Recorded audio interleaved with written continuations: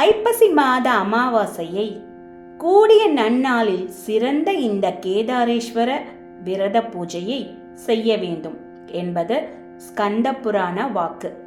இந்த கேதாரேஸ்வரர் கதையை கேட்பதாலும் பூஜை செய்வதாலும் சகல சௌபாக்கியங்களும் ஐஸ்வர்யமும் பெருகும். ஆரோக்கியம், ஆயுள், புகழ் அனைத்தும் விருத்தியாகும். இந்த விரத பூஜையை 21 நாட்கள் தொடர்ந்து செய்து வந்தால் பூர்ண பலன் கிடைக்கும் என்பது எம்பெருமான் வார்த்தையாக கௌதமர் கூறுகிறார். மேலும் இந்த பூஜையால் சௌபாகியத்தை பெறுவது மட்டுமல்ல, மிகுந்த அழகையும் விரும்பிய பயன்களையும் பெறுவது திண்ணம். சிவலோகத்திலும் சிறப்படையலாம். இந்த பூஜையை முறைப்படி எல்லாரும் செய்யலாம். புரட்டாசி சுக்லாபட்சம் அஷ்டமி திதியில் தொடங்கி தீபாவளி அமாவாசை வரை செய்ய வேண்டும் என்கிறது ஸ்கந்த புராணம். பூஜை அன்று கும்பத்தில் நாணயம், தங்கம், பவளம் இப்படி தங்களால் இயன்றவைகளை போடவும். கும்பத்தின் மேல் 21 இலைகளை கொண்ட சரடை போட்டு வைக்கவும். சந்தன குங்குமத்தால் அலங்கரித்த கும்பத்தை பட்டு வஸ்திரத்தால் சுற்றி வைக்கவும். பிறகு புஷ்பத்தினால் அர்ச்சனை செய்து 21 மறையோர்களையும் வழிபட வேண்டும். இப்படி சோழன் ஒருவன் பூஜை செய்து மிகுந்த பலனை பெற்றான். அதேபோல் நாமும் இந்த பூஜையை செய்து பலன் பெறலாம். இப்பூஜையை செய்த பின் 11 சுமங்கலிகளுக்கு தாம்பூலத்துடன் இந்த பூஜை புத்தகத்தையும் வைத்து கொடுக்கவும். கேதாரேஸ்வர நோன்பு கதை. ஸ்ரீ கைலாயத்தில் நவரத்தினங்களால் இழைத்த சிம்மாசனத்தில் பார்வதி தேவியும் ஈசனும் கொலு வீற்றிருக்க பிரம்மா, விஷ்ணு, தேவேந்திரன் முதலான 30 முக்கோடி தேவர்கள், 41,000 ரிஷிகள், கருட கண்டவர், சித்த வித்யாதரர், தும்புரு நாரதர் மற்றும் உண்டான தேவ ரிஷிகளும் சிவனையும் பார்வதி தேவியையும் பிரதட்சணை நமஸ்காரம் செய்து வணங்கி செல்வது வழக்கம். அன்றும் அப்படித்தான். அனைவரும் வணங்கி செல்ல பிரிகி என்ற ரிஷி மட்டும் அம்மனை புறந்தள்ளி சிவனை மட்டும் நமஸ்கரித்து ஆனந்த கூத்தாடி சென்றார். இதை கண்ட பார்வதி தேவி, அவன் எப்படி என்னை புறந்தள்ளுவான் என்று கோபத்துடன் சிவனிடம் கேட்டாள். சிவன் பொறுமையாக, பார்வதி ராஜகுமாரியே, அவன் பாக்கியத்தை விரும்பவில்லை. அதை விரும்பியிருந்தால் உன்னை நமஸ்கரித்திருப்பான். ஆனால் அவன் மோட்சத்தை கோரினபடியால் என்னை மட்டுமே நமஸ்கரித்தான். ஈசனின் பதிலில் திருப்தி அடையாத தேவி பிரிங்கி ரிஷியை பார்த்து, உன் உடலில் ஓடும் இரத்தம், மாமிசம், அதனால் கிடைக்கும் சக்தி இதெல்லாம் என்னால் கொடுக்கப்பட்டதுதானே, அவைகளை உடனே எனக்கு கொடுத்துவிடு என்று ஆணையிட்டாள். பிரிங்கியும் தனது சரீரத்திலிருந்து அவற்றை உதறிவிட உடலில் சக்தியே இல்லாமல் கீழே விழுந்தான். தன் பக்தன் இவ்வாறு பலமின்றி இருப்பதை பார்த்து மனம் இறங்கிய ஈசன் ஒரு தண்டத்தை வரவழைத்து கொடுத்தார். அதை ஊன்றி எழுந்து நின்ற மகரிஷி மறுபடியும் அவரை வணங்கி ஆசிரமம் சென்றார். இதை பார்த்த பார்வதி தேவி கோபத்தின் உச்சிக்கே சென்றாள்.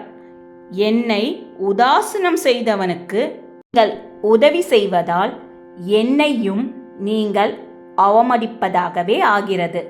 எனவே மரியாதை இல்லாத இடத்தில் எனக்கென்ன வேலை என்று ஈசனிடம் கோபித்து கொண்டு பூலோகத்தில் கௌதம மகரிஷியின் பூங்காவனத்தில் ஒரு விருஷத்தின் அடியில் எழுந்தருளினாள்.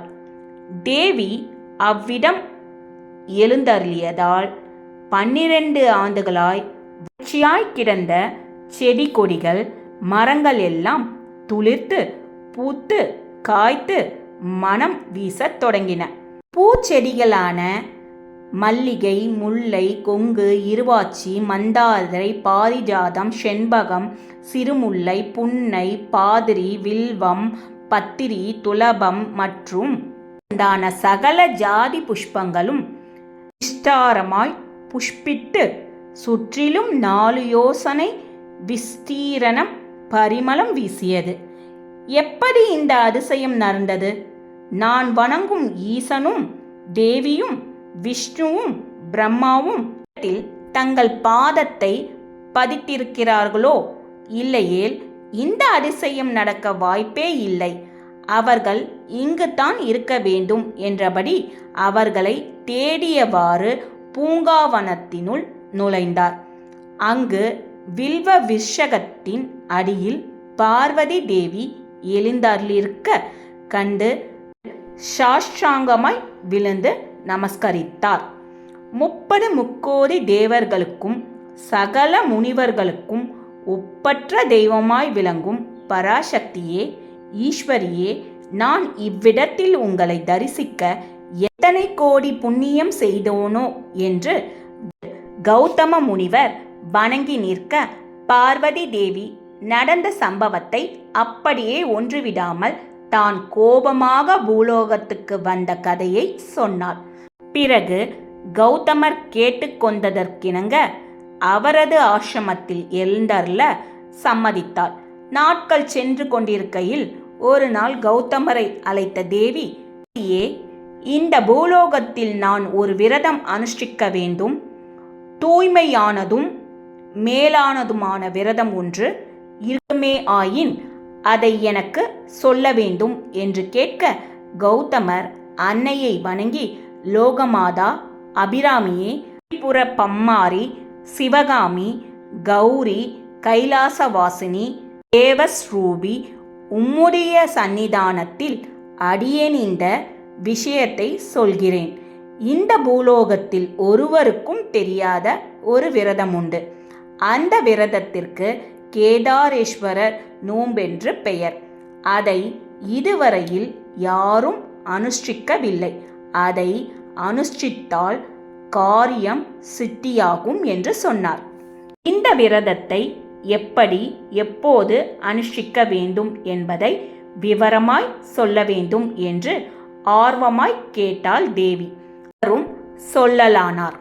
புரட்டாசி மாதம் சுக்லபட்ச அஷ்டமி தொடங்கி ஐப்பசி மாதம் கிருஷ்ணபட்ச தீபாவளி அமாவாசை வரைக்கும் 21 நாள் பிரதிதினம் ஸ்நானம் செய்து சுத்த வஸ்திரமணிந்து கால விருஷ்டத்தின் கீழ் சிவலிங்க பிரதிஷ்டை செய்ய வேண்டும்.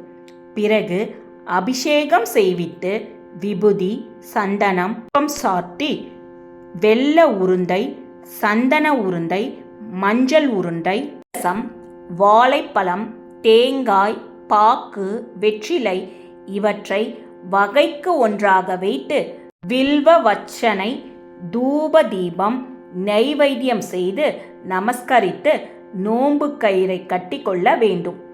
21 நாளும் உபவாசம் இருக்க வேண்டும். நைவேத்தியம் செய்த அதிரசத்தை உட்கொள்ளலாம். இப்படி இவ்விரதத்தை அனுஷ்டித்தால் 21ஆம் நாள் அமாவாசை தினம் முடிக்கும் போது பரமன் ரிஷபவாகன புருஷராய் காட்சியளித்து கேட்ட வரத்தையும் கொடுப்பார். கௌதமர் சொல்ல கேட்டு மகிழ்ந்த அம்பிகை அதன்படியே உபவாசம் இருந்து விரதம் அனுஷ்டித்தாள்.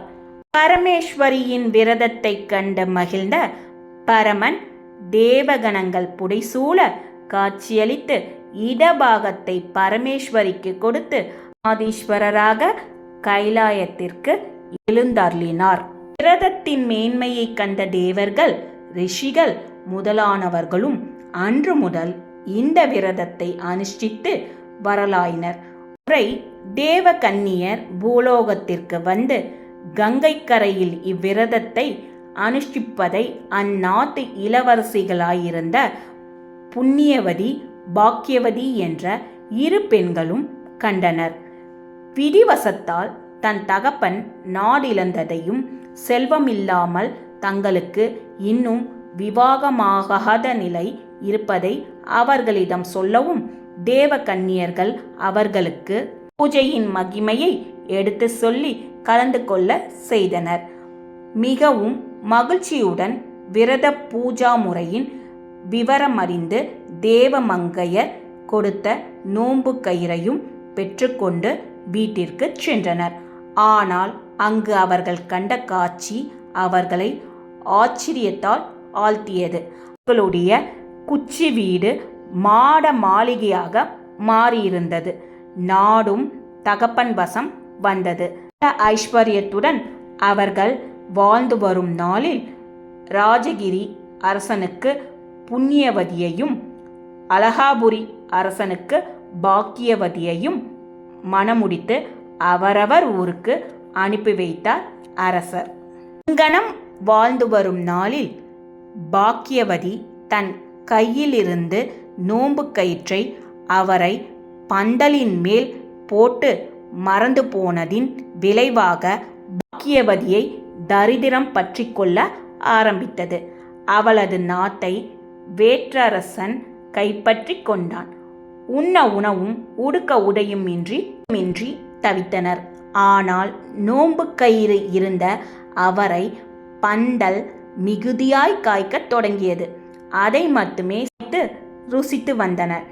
இப்படி இருக்கையில் ஒரு நாள் பாக்கியவதி தன் மகனை அருகே அழைத்து, கண்ணா, நீ ராஜகிரிக்கு போய் உன் பெரியம்மாவிடம் நமது நிலையை எடுத்து சொல்லி ஏதாவது திரவியம் வாங்கி வா என்று அனுப்பி வைத்தாள். அந்த பிள்ளையும் ராஜகிரிக்கு போய் தன் பெரியம்மாவை கண்டு விஷயங்களை சொல்ல அவளும் 4 நாட்கள் பிள்ளையை கூடவே வைத்திருந்து கிளம்பும் முன் வஸ்திரங்களும் ஆபரணங்களும் மூட்டையாய் கட்டி கொடுத்தனுப்பினாள். அதை வாங்கி கொண்டு சிறிது தூரம் வந்த அவன் ஒரு குளக்கரையில் மூட்டையை வைத்துவிட்டு கட்டி கொடுத்த சாப்பாட்டை சாப்பிட்டு கொண்டிருக்கையில் ஆபரண மூட்டையை கருதன் தூக்கி கொண்டு பறந்தது. கலவரமடைந்த அவன் மறுபடியும் பெரியம்மாவிடம் வந்து நடந்த விவரத்தை சொல்ல மீண்டும் சில திரவியங்களை கட்டி கொடுத்தாள். அச்சமயம் அவன் நடந்து வந்து கொண்டிருந்த போது வழிப்பறி அவனிடமிருந்து மூட்டையை பிடுங்கிக் கொண்டு ஓடினான். திரும்பவும் பெரியம்மாவிடம் சென்ற அவன் தேம்பி அழுது கொண்டே இருந்தான். அவனை ஆசுவாசம் படுத்திய பெரியம்மா நேரத்திற்கு பிறகு என்ன நடந்தது என்று கேட்டாள். அதற்கு அவன், நாங்கள் என்ன பாவம் செய்தோமோ தெரியவில்லை, இந்த முறையும் நீங்கள் செய்த உதவி எங்களை சேரவில்லை என்று நடந்ததை சொல்லி அழுத சிறுவனை தேற்றிய புண்ணியவதி, குழந்தையாய் கேதாரேஸ்வரர் நோன்பை அனுஷ்டித்து வருகிறாயா இல்லையா என்று கேட்க அச்சிறுவன், இல்லை, என் அம்மா நோன்பு அனுஷ்டிப்பதில்லை, சாமி கும்பிடுவதே இல்லை, ஏற்கனவே கட்டியிருந்த நோன்பு கயிற்றையும் அவரை பந்தலில் போட்டுவிட்டாள், அன்றிலிருந்து தான் கஷ்டங்கள் எங்களை துரத்துகின்றன, ஒருவேளை சாப்பாட்டிற்கே நாங்கள் கஷ்டப்படுகிறோம், இதெல்லாமே அம்மா நோன்பை மறந்ததால் தான் என்று நினைக்கிறேன். தம் தங்கை மகன் கூறிய விவரங்களால் மனம் வருந்திய புண்ணியவதி ஐப்பசி மாதம் வரும் வரையிலும் அவனை தன்னுடனே இருத்தி கொண்டாள். நோன்பு நூற்கும் போது பாக்கியவதிக்கும் ஒரு பங்கு நோன்பு வைத்தாள். பிறகு நோன்பு கயிறும் பலகாரமும் பாக்கு, வெற்றிலை, மஞ்சள் மற்றும் சில ஆடை ஆபரணங்களையும் கொடுத்து காவலாக சில சேவகரையும் கொடுத்து, இனிமேலாவது இந்த நோன்பை விடாமல் இருக்க சொல் என்று புத்திமதிகளையும் சொல்லி அனுப்பினாள். பெரியம்மாவிடம் விடை பெற்று வரும் வழியில் அந்த அதிசயம் நடந்தது. முன்பு வழிப்பறி செய்த திருடன் அவனுடைய பொருட்களை கொடுத்துவிட்டு சென்றான். கருடன் மூட்டையை கொண்டு வந்து போட்டுவிட்டு, உன் தாய் கேதாரேஸ்வரர் நோன்பை விட்டதாலேயே இவ்விடம் நேர்ந்தது. இனிமேல் பயபக்தியுடன் நோன்பை நோற்க சொல் என்று கூறி செல்ல, சிறுவன் ஆச்சரியப்பட்டு பயபக்தியோடு சந்தோஷத்துடனும் தன் வீட்டிற்கு வந்து அம்மாவிடம் பெரியம்மா கொடுத்த நோன்பு கயிற்றை முதலிலும் மற்ற பொருட்களை பிறகும் கொடுத்தான். பிறகு நடந்த விவரங்களை ஒன்று விடாமல் சொன்னான். பாக்கியவதியும் மெய்த்தாள். என் அகங்காரத்தினால்தான் நான் கெட்டேன் என்று சொல்லி ஸ்நானம் செய்துவிட்டு வந்து கேதாரேஸ்வரரை நமஸ்காரம் செய்து கயிற்றை வாங்கி கட்டிக்கொண்டாள். அந்த நிமிடமே தங்கள் பட்டணத்தையும் பிடுங்கிக் கொண்ட அரசன் யானை சேனை பரிவாரங்களோடு சில மரியாதையுடன் அரசை திருப்பி கொடுத்து சென்று விட்டான். முன் போலவே பாக்கியவதிக்கு அஷ்ட ஐஸ்வர்யமும் உண்டாகவே கேதாரேஸ்வரர் நோன்பை விடாமல் செய்து சில சம்பத்தும் பெருகி சுகபோகத்தோடு வாழ்ந்து வந்தாள். ஆதலால் அன்பர்களே, இப்பூலோகத்தில் கேதாரேஸ்வர விரதத்தை மனப்பூர்வமாக விரும்பி செய்பவர்களுக்கு பரமேஸ்வரன் சகல செல்வங்களையும் வழங்கி ஆசிர்வதிப்பார். ஆதலால் இந்த நோன்பை பக்தி வினயத்தோடு செய்து சுகக்ஷேமங்களை அடைந்து மேன்மையாக வாழ்வீர்களாக. நன்றி.